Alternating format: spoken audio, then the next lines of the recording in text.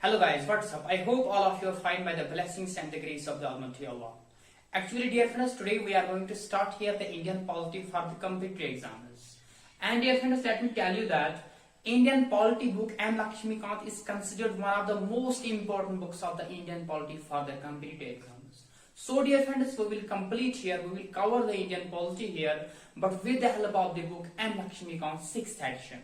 Besides it, dear friends, I want to tell you that the first chapter in this book, that is the historical background. Guys, जो पहला chapter है book M Laxmikant में वो है historical background. हमारे जहन में सबसे पहले यही सवाल पैदा हो जाता है कि अगर हमने इंडियन पॉलिटी स्टार्ट कर ली है, अगर हमने इंडियन पॉलिटी पढ़नी है, तो सबसे पहले हमें क्यों हिस्टोरिकल बैकग्राउंड पढ़ना है, इसमें पहला चैप्टर क्यों दिया गया है हिस्टोरिकल बैकग्राउंड। गाइज, मैं आपको दो रीजन बता देता हूं। देखिए, एक रीजन ये कि जब हम हिस्टोरिकल बैकग्राउंड पढ़ते हैं, इसके जरिए हम कनेक्ट हो जाते हैं इंडियन पॉलिटिकल सिस्टम के साथ। शाबाश, क्या मैं आपको कह रहा हूं कि जब हम हिस्टोरिकल बैकग्राउंड पढ़ते हैं, जब हम ये चैप्टर पढ़ते हैं यानी हिस्टोरिकल बैकग्राउंड, इसके जरिए हम कनेक्ट हो जाते हैं किसके साथ? इंडियन पॉलिटी सिस्टम के साथ। ठीक। दूसरा रीजन ये कि जब हम हिस्टोरिकल बैकग्राउंड पढ़ते हैं तो इसके जरिए हमें पता चलता है कि what was the situation before the framing of the Indian constitution by the constituent assembly. शाबाश। पहला रीजन मैंने आपको क्या बोला कि इसके जरिए हम कनेक्ट हो जाते हैं इंडियन पॉलिटी के साथ। दूसरा रीजन कि इसके जरिए हमें पता चलता है कि what was the situation before the framing of the Indian constitution by the constituent assembly. ठीक। इसके अलावा इस चैप्टर में हम ये भी पढ़ेंगे कि एक्चुअली कुछ east India trading companies India में ट्रेड करने के लिए आए थे। बाद में उन्होंने यहाँ पे रोल करना भी स्टार्ट किया था, particular the British east India company. फिर ब्रिटिश गवर्नमेंट ने क्या किया, ब्रिटिश पार्लियामेंट ने क्या किया, उसने कुछ एक्ट्स एनेक्ट किए इस ब्रिटिश ईस्ट इंडिया कंपनी के अफेयर्स, जो उनके अफेयर्स थे इंडिया में, उनको कंट्रोल करने के लिए उसने कुछ एक्ट्स को एनेक्ट किया, एस्टैब्लिश किया। क्या करने के लिए? उनके अफेयर्स को कंट्रोल करने। शाबाश। मैं आपको क्या कह रहा हूं कि जो ब्रिटिश ईस्ट इंडिया कंपनी आई इंडिया में पहले ट्रेड करने के लिए, बाद में उसने यहाँ पे रोल करना स्टार्ट किया। फिर ब्रिटिश गवर्नमेंट यानी ब्रिटिश पार्लियामेंट क्या करता है, वो ब्रिटिश ईस्ट इंडिया कंपनी के अफेयर्स को कंट्रोल करने के लिए कुछ एक्टर्स लाते हैं। वो एक्टर्स भी हम यहाँ पे पढ़ेंगे, आप तवज्जो रखना। और यहाँ पे पढ़ेंगे हम कि कौन सी कंपनी आई पहले ईस्ट इंडिया कंपनी आई पहले इंडिया में ट्रेड करने के लिए। एक्चुअली ये स्पाइसेस का ट्रेड करने के लिए आए। जो भी कंपनी इंडिया में आई, जो भी ईस्ट इंडिया कंपनी इंडिया में ट्रेड करने के लिए आई, वो स्पाइसेस का ट्रेड करने के लिए आए थे। और उनकी जो एम थी वो यही थी कि हम इंडिया में स्पाइसेस ट्रेड पे मोनोपोली इख्तियार करें। क्या करें? मोनोपोली इख्तियार करें। तो 1497 की बात हम करते हैं। हाँ, उस वक्त जो इंडियन ट्रेडिंग सिस्टम था, जो स्पाइसेस ट्रेडिंग सिस्टम था इंडिया में, उस पे डोमिनेंस थी ऑटोमन, तुर्क्स और अरब्स का। शाबाश। मैं क्या कह रहा हूं कि 1497 में जो इंडियन स्पाइसेस ट्रेडिंग सिस्टम था, उस पे डोमिनेंस थी किनकी? Ottoman, Turks and the Arabs का।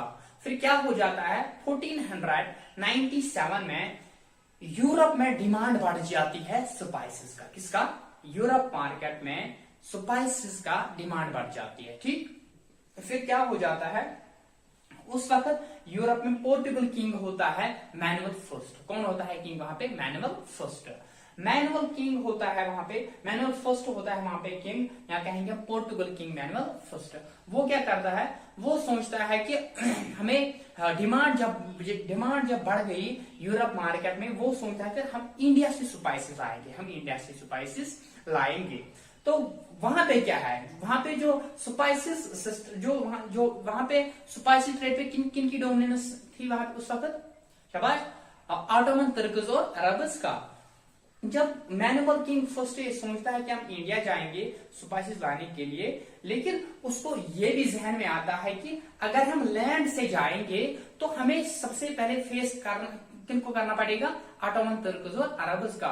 वो ये सोचता है कि अगर हम लैंड से जाएंगे हमें फिर इनसे पहले ट्रेड करना है, किनके, ऑटोमन तुर्क्स और अरब्स के साथ। हमें इंडियन स्पाइसेस इन्हीं से खरीदने हैं, फिर किनसे, ऑटोमन तुर्क्स और अरब्स से। अगर वो यूरोपियंस इन्हीं से खरीदते थे ये इंडियन स्पाइसेस, तो इनको क्या हो जाता, इनको उतना बेनिफिट नहीं मिलता। अगर वो इनसे खरीदते फिर यूरोप मार्केट में बेचने के लिए जाते थे, तो फिर उनको वहां पे ज्यादा एक्सॉर्बिडेंट प्राइस लगाना पड़ता था और उनको बेनिफिट उतना नहीं आता था। इसीलिए फिर वो क्या करता है, जो किंग मैनुअल फर्स्ट था, उसने सोचा कि हम कोई बाईपास निकालेंगे, हम कोई दूसरा रास्ता निकालेंगे जहां से हम डायरेक्टली इंडिया के साथ ट्रेड कर सकते हैं, कौन सा ट्रेड, स्पाइसेस का ट्रेड। और इनका जो मैन मोटिव था वो ये भी था कि हम इंडियन स्पाइसेस ट्रेडिंग में वहां पे मोनोपोली इख्तियार करें। जो भी कंपनी ट्रेडिंग कंपनी है इंडिया में, उनका ये एम थी। ठीक, फिर क्या हो जाता है, ये भी देखता है कि डिमांड है यहाँ पे, तो ये सोचता है कि हम कोई बाईपास निकालें, कोई दूसरा रास्ता निकालेंगे। और आप ये भी याद रखना, जो अरब्स थे, जो यूरोपियन और इंडिया के दरमियान जो रूट्स थे, जो लिंक्स थे, उनपे कंट्रोल था, जो ट्रेडिंग रूट्स थे उनपे कंट्रोल था अरब्स का ही, ऑटोमन तुर्क्स और अरब्स का ही, और उन्होंने वो क्लोज किए वो रूट्स और लिंक्स। इसीलिए क्या करता है जो किंग मैनुअल फर्स्ट था, वो सोचता है कि हम क्या करेंगे, हम कोई बाईपास निकालेंगे, हम कोई दूसरा रास्ता निकालेंगे जिसके जरिए हम डायरेक्टली ट्रेड कर सकते हैं, स्पाइसेस ट्रेड कर सकते हैं, किनके साथ, इंडिया के साथ। फिर क्या हो जाता है, जुलाई 1497 में जो ये पोर्टुगल किंग मैनुअल फर्स्ट था, वो एक ग्रुप बना देता है, किसका, यूरोपियन मर्चेंट्स का। किस लिए, इंडिया के जाने के लिए, इंडिया के साथ ट्रेड करने के लिए, स्पाइसेस का ट्रेड करने के लिए। फिर वो क्या करता है, वो सोचता है कि हम समंदर से रास्ता ढूंढेंगे। कौन सोचता है, ये किंग मैनुअल फर्स्ट। तो वो क्या करता है, एक ग्रुप बना देता है, मर्चेंट्स का एक ग्रुप बना देता है। जब वो ग्रुप बना देता है तो उसमें 170 मैन होते हैं। कितने होते हैं, 170 मैन, और 4 शिप्स रखता है वो, और 170 मैन।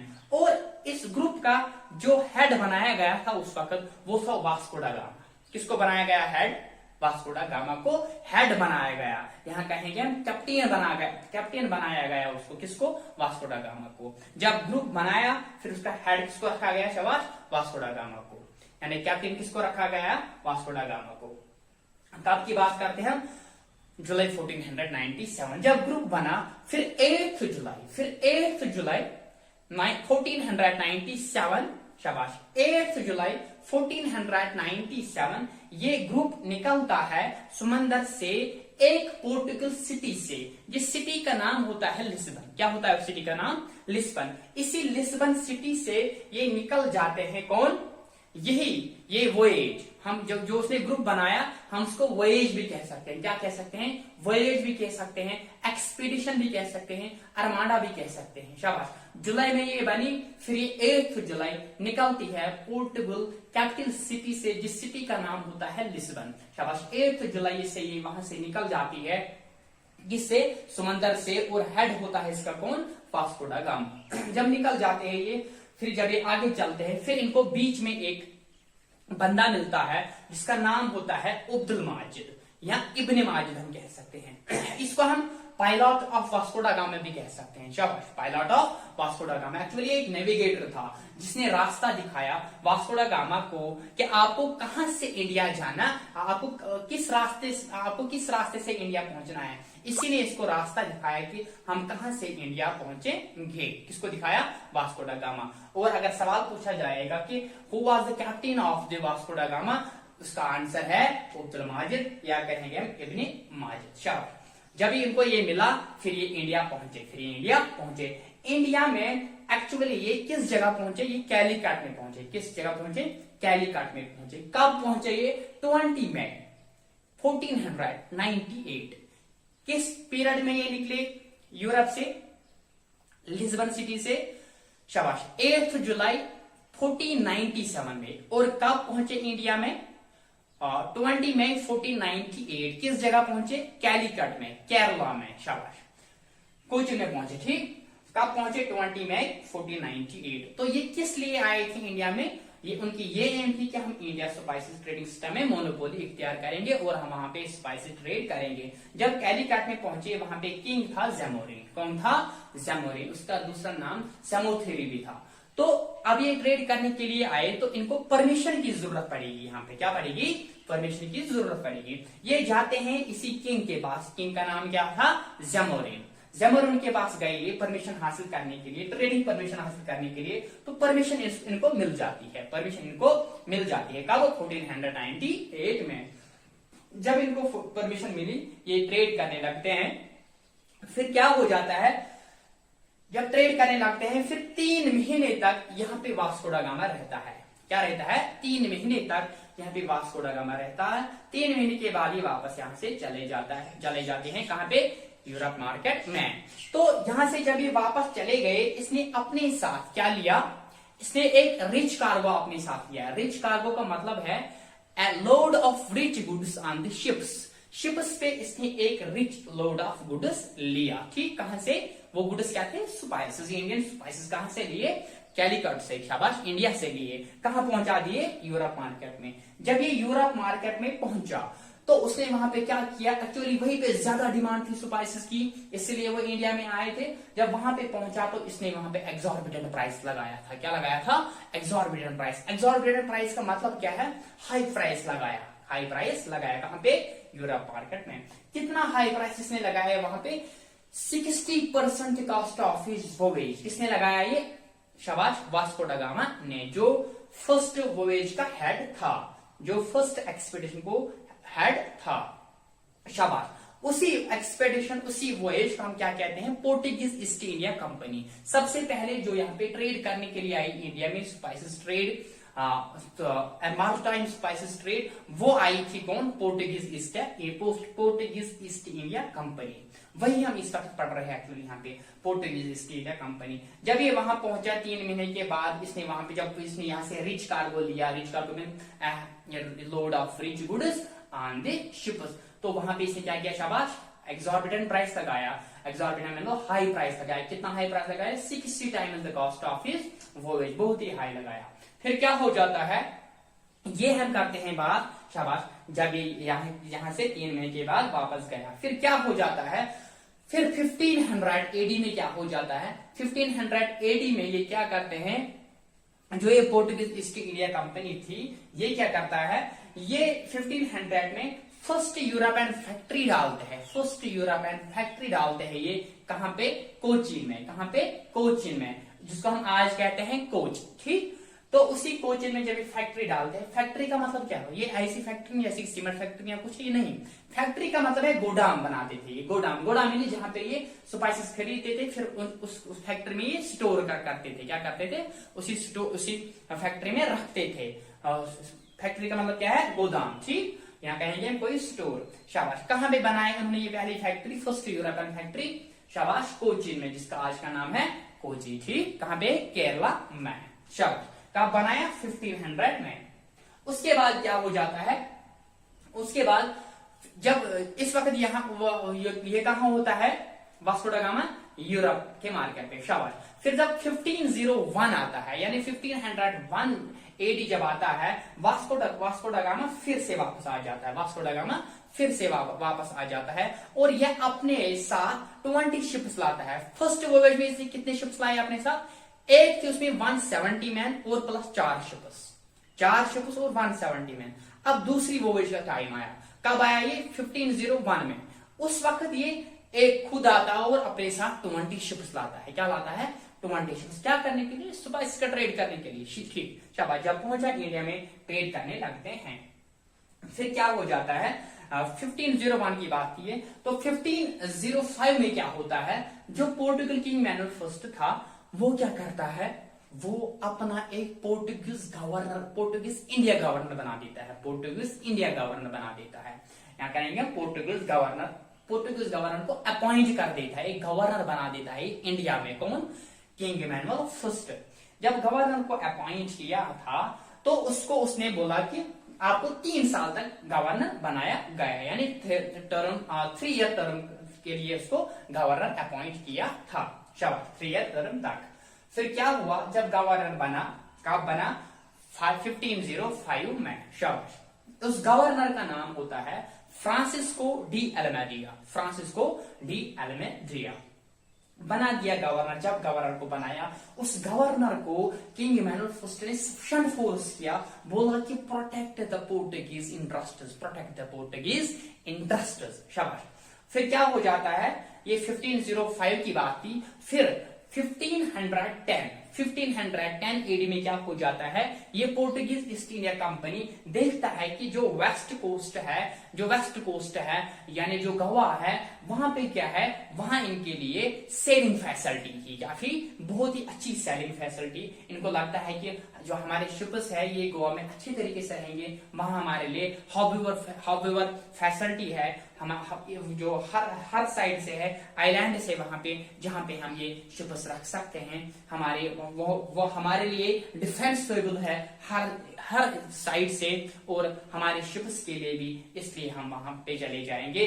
फिर ये जाते हैं वहां पे 1510 एडी में। शाबाश। फिर क्या हो जाता है? ये थी सेकंड वोयेज किसकी भी? शाबाश। सेकंड वोयेज टाइम का क्या था? 1501 एडी किसका? वास्को दा गामा। फिर ये फिर से वापस चले जाता है, कौन? ये वास्को दा गामा फिर से वापस चले जाता है कहां पे? यूरोप मार्केट में। यही गुड्स लेके फिर वहां पे बेच देता है, फिर से वापस आ जाता है तीसरी वोयेज लेके। शाबाश। ये कब की बात हम करते हैं? शाबाश, तीसरी वोयेज। देखिए 1505 में अपॉइंट किया इसने गवर्नर को, तो यही पे क्या हो जाता है, जब ये 1505 में इस गवर्नर को अपॉइंट कर देते हैं, फिर यही पे रोल होता है इनका स्टार्ट, इनका पोर्टुगीज ईस्ट इंडिया का भी, यूरोपियंस का रोल स्टार्ट हो जाता है कहां पे? इंडिया में। शाबाश शाबाश। अब ये कहां चले जाते हैं? फिर 1510 में ये गोवा चले जाते हैं, वहीं पे अपनी कॉलोनी बना देते हैं, वहीं पे अपने डोमिनेंस करने लगते हैं। ठीक, शाबाश। फिर क्या हो जाता है? 14 शिप्स अपने साथ लेता है। शाबाश। फिर क्या हो जाता है? फिर ये अब अप्रैल 1524 में फिर से थर्ड वोयेज लेके आता है, कौन? वास्को दा गामा। यानी इट वाज हिज थर्ड वोयेज। कब? इन अप्रैल 1524 में, यानी 1524 में ये फिर से वापस आ जाता है, कहां से? यूरोप से। कहां पे आता है? इंडिया में। शाबाश। जब आता है 1524 में, फिर क्या हो जाता है? फिर 1524। शाबाश। मैं कह रहा हूं कि ये अप्रैल 1524 फिर से पहुंचा कहां पे? इंडिया में। ठीक। फिर क्या हो जाता है?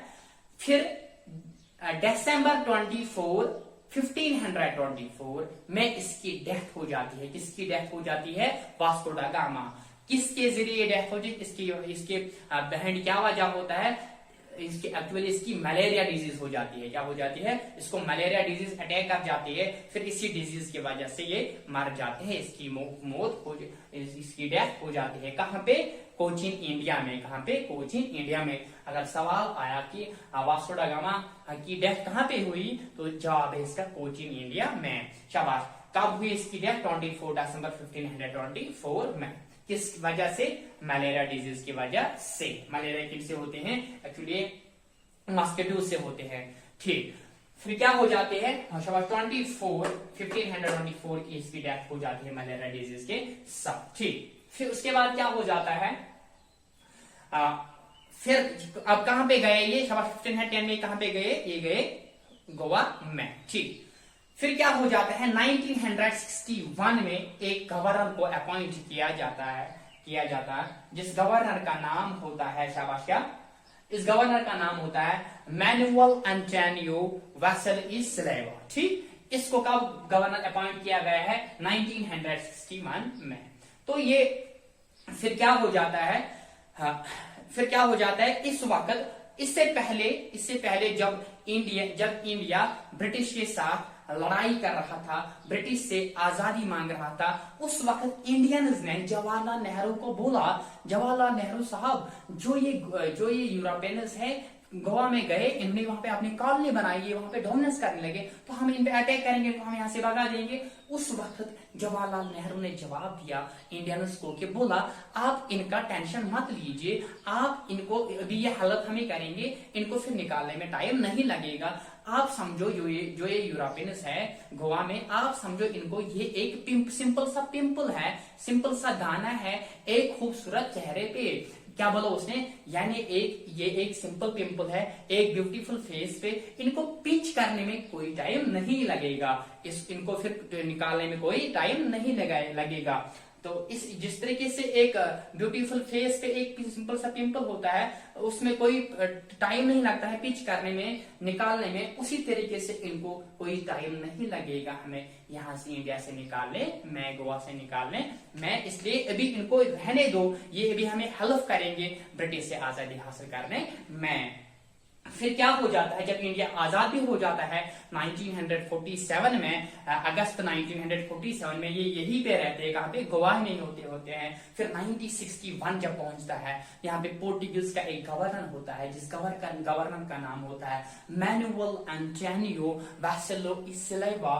क्या हो जाता है, फिर इंडियंस इन पे इन्वेड कर देते हैं, किन पे, ये जो रिमेनिंग पोजीशंस थे, जो रिमेनिंग पोर्टुगीज पोजीशंस थे, कहां पे, गोवा में। फिर जब उन पे अटैक कर देते हैं, वहां पे वो जो गवर्नर होता है, जिसका नाम मैंने आपको अभी बोला, वो गवर्नर अपने पोर्टुगीज को क्या बोलता है, यूरोपियन को क्या बोलता है कि या आप इन्वेडर्स को डिफीट करो या आप डाई हो जाओ, या डिफीट हो जाओ, या डिफीट करो इनको, या डाई हो जाओ, या इन्वेडर्स को डिफीट करो या खुद डाई हो जाओ। फिर क्या हो जाता है, जो ये गवर्नर होता है ये साइन कर देता है, इंस्ट्रूमेंट ऑफ सरेंडर कर देता है। तो इन पे इंडियंस बुरे तरीके से क्या करता है, अटैक कर देते हैं और कुछ मारते हैं। तो फिर क्या हो जाता है, फिर ये यहाँ से बाकी जितने बचते हैं ये फिर यहाँ से निकल जाते हैं। कब, 19 दिसंबर 1961 में ये यहाँ से इनका रोल पूरे तरीके से खत्म हो जाता है। कहां पे, इंडिया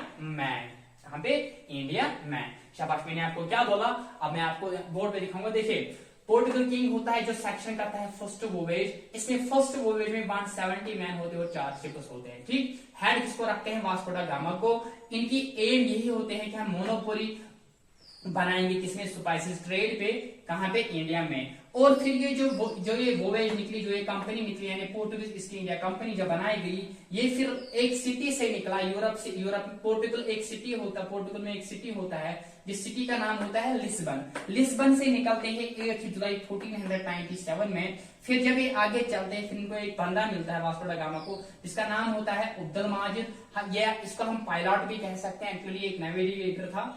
फिर क्या हो जाता है, जब इनको मिलता है, फिर ये इनको रास्ता दिखाता है अब्दुल माजिद साहब वास्को दा गामा को। फिर ये पहुंचते हैं कहां पे, कैलिकट में। कैलिकट कहां होता है, केरला में, ठीक। कब पहुंचे कैलिकट में, 20 मई 1498 में।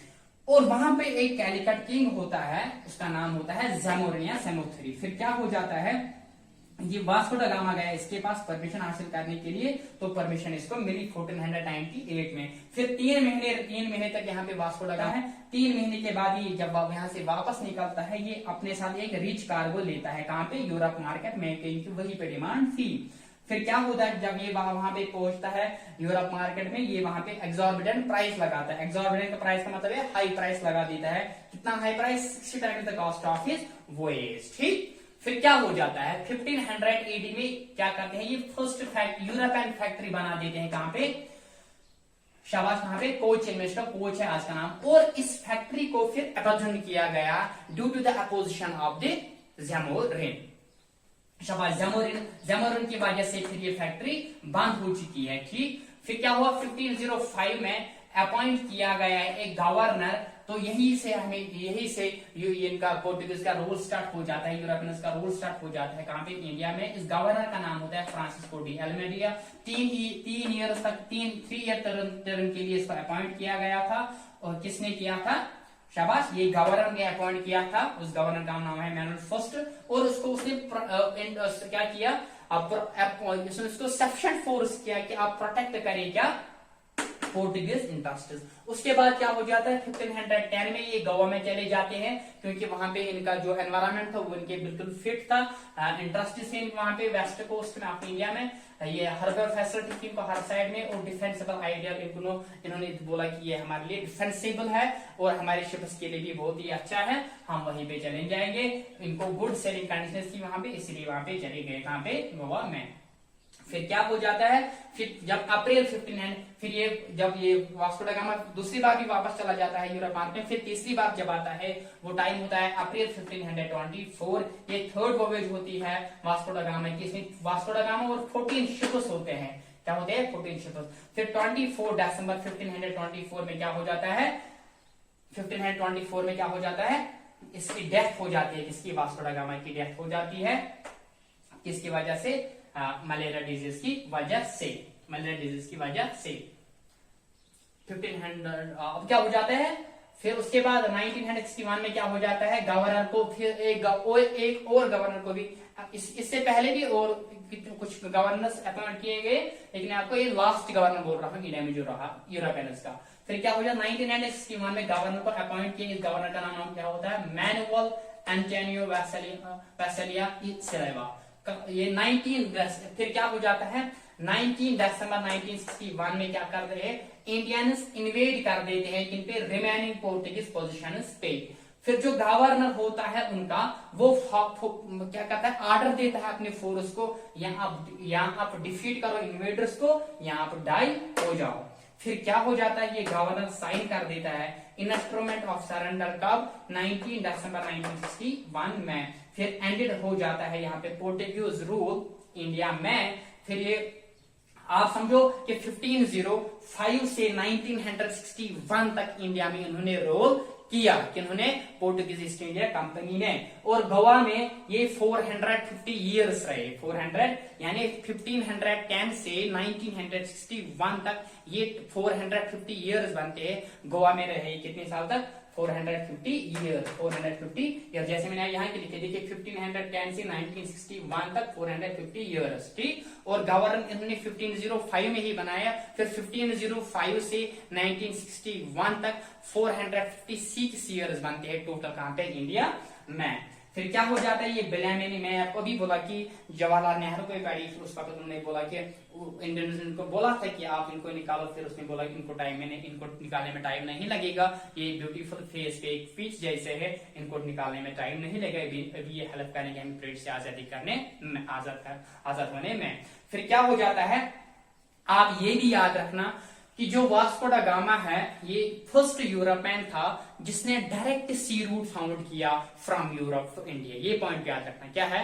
जो वास्को डा गामा था ये फर्स्ट यूरोपियन बंदा था जिसने डायरेक्ट सी रूट फाउंड किया था यूरोप से इंडिया तक, और इसको फर्स्ट एक्सप्लोरर ऑफ इंडिया भी कहा गया है। इसको वास्को डा गामा को क्या कहा गया, इसको ये वो पहला बंदा है, फर्स्ट यूरोपियन पर्सन है जिसने डायरेक्ट सी रूट फाउंड किया फ्रॉम यूरोप टू इंडिया, और फर्स्ट एक्सप्लोरर ऑफ इंडिया को भी इसी को भी कहा गया, इसी को कहा गया, किसको, वास्को डा गामा को। और यही वजह बना कि फिर यहाँ से क्यों चले गए, यहाँ अगर सवाल पूछा जाएगा कि यहाँ से ये पोर्टुगीज इंडिया क्यों चली गई, फिर यही रीजन बना कि जब उन पे फिर अटैक्स पे अटैक किया गया, फिर यहाँ पे इसने इंस्ट्रूमेंट ऑफ सरेंडर साइन किया, फिर यहाँ से चले गए, इन पे बहुत सारे हमले हुए, इनको हार मानना पड़ी, तो फिर यहाँ से निकल गए, ठीक। तो ये थी पोर्टुगीज ईस्ट इंडिया कंपनी, जिसके बारे में हम अभी डिस्कस कर रहे थे। और नेक्स्ट वीडियो में हम इंशाल्लाह डच ईस्ट इंडिया कंपनी पढ़ेंगे। एक्चुअली सबसे पहले यहाँ पे पोर्टुगीज ईस्ट इंडिया कंपनी आई, उसके बाद डच ईस्ट इंडिया कंपनी आई, फिर आ जाती है यहाँ पे फ्रेंच ईस्ट इंडिया कंपनी, फिर आ जाती है यहाँ पे ये ब्रिटिश ईस्ट इंडिया कंपनी अभी आ जाती है, और यहाँ पे एक और कंपनी अभी आ जाती है जैसे डानिश ईस्ट इंडिया कंपनी, ये भी आ जाती है। हम नेक्स्ट वीडियो में इंशाल्लाह करेंगे डिस्कस कौन, अब डच ईस्ट इंडिया कंपनी। तब तक आप क्या करो, तब तक आप इस वीडियो को वॉच करते रहे और रिवाइज करते रहो, ठीक। और अपने नोटबुक पे लिखो इसको और अच्छे से रिवाइज करो। इंशाल्लाह in the next video we will discuss the Dutch East India company. After these After the completing of the historical background of the in this book, we will start the making of the Indian Constitution. Or next, inshallah, in the next video we will discuss the Dutch East India Company. Till then, Allah Hafiz. Assalamu alaikum.